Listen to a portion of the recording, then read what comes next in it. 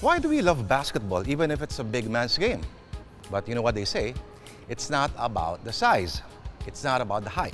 It's all about hustle, speed, and most of all, smarts. And believe it or not, once upon a time, we have managed to deploy all these elements against the toughest and the biggest opponents the planet had to offer. For nearly 4 decades before World War II, the Filipinos were the undisputed kings of Asian basketball.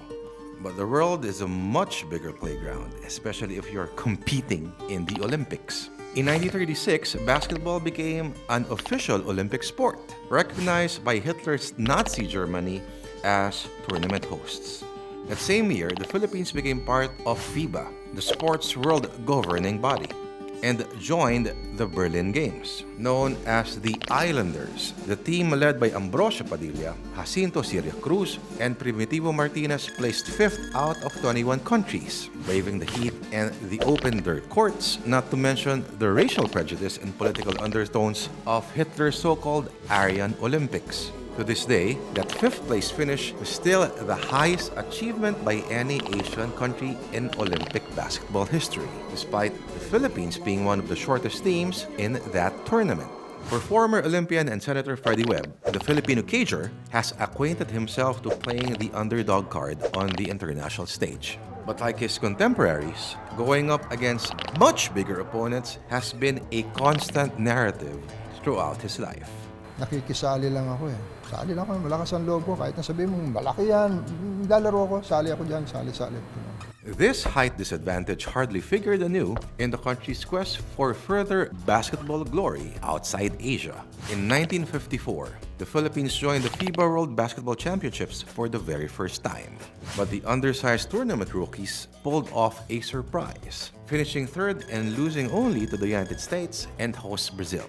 The team flourished with the heads of play of the legendary Carlos "The Big Difference" Loizaga, who was also named in the mythical 5. The thing about Philippine basketball is that sa passion natin, sa dedication natin sa laro, parang hindi na nagiging masyadong handicap yung height. Nung si Kaloy Loizaga ay naglalaro sa Pilipinas in 1954 World Championships, yung mga kalaban natin malalaki din eh. Yet Kaloy Loizaga, who stood anywhere between 6'2" and 6'3", was the World Championships' second leading scorer. For me, that was an indication that while Kaloy Loizaga was playing the center position, he had a lot of ability. The Philippines went on to play in 4 other World Championships, including the modern-day World Cup held in Spain in 2014.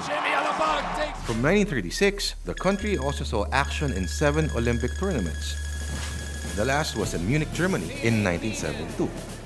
Webb, who was part of that last Philippine Olympic team, vividly remembers fighting for flag and country alongside fellow basketball icons Yoyong Martires, Box Adornado, Danny Florencio, Jimmy Mariano, Pedro Campo, Manny Paner, among many others. I want to show that I can make the Philippine team, which is a paramount concern more than the money. But then again, how many really put that into the minds, the heart, and the soul of an athlete, which is the Philippine team. Gusto kong manalo, hindi lang para sa sarili ko, para sa aking mga kababayan. After its 1954 World Championship feat, it has been an arduous uphill climb to the world stage for Philippine basketball.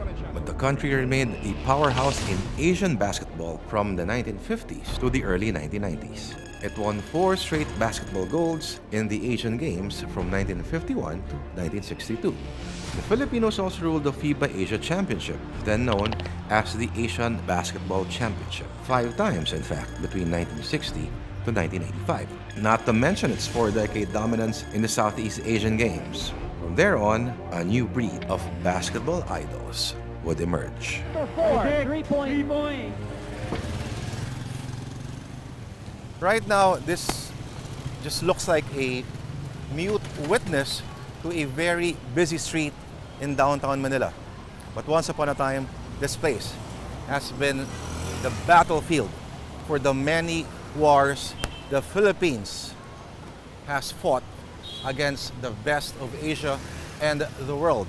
Built in 1934, it's also the venue where many of the country's basketball legends have honed their skills for battle in the SEA Games, Asian Games, Olympics, and World Championships. It even housed the PBA, the NCAA, and the UAAP Games for decades.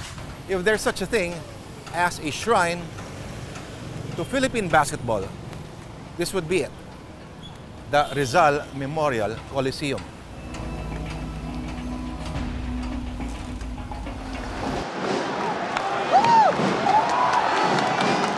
Sociologist Gerald Abergos sees more than just hero worship among Filipino basketball fans.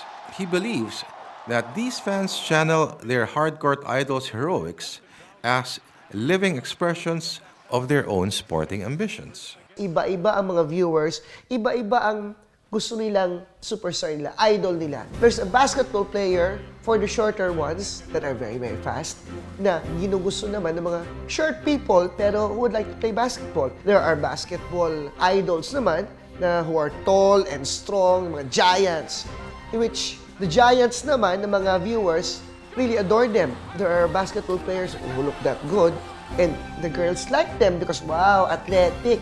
A fine specimen of a male figure. So gustong-gusto naman nila. Brown gets a pass. He fires and misses. Ace King pulls it down. Nobody there for the possible rebound for Great Taste. And Brown recovers.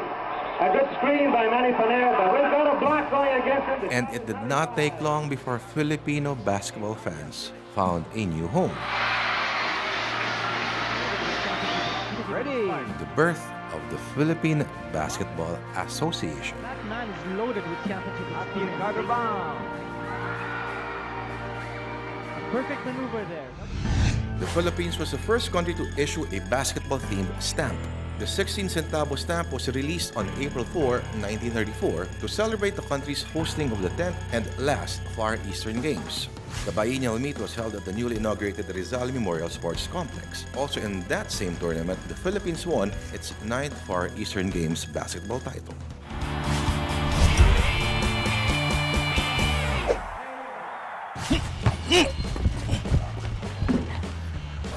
Lakas nun ah. Well, no blood, no foul. That's rather one way of describing Filipino style of basketball. But there's more to Pinoy basketball than just the physicality element. There's also the frantic street ball sort of approach. And more importantly, the element of discarte, street smart approach. Ano kaya? Maki, bantay.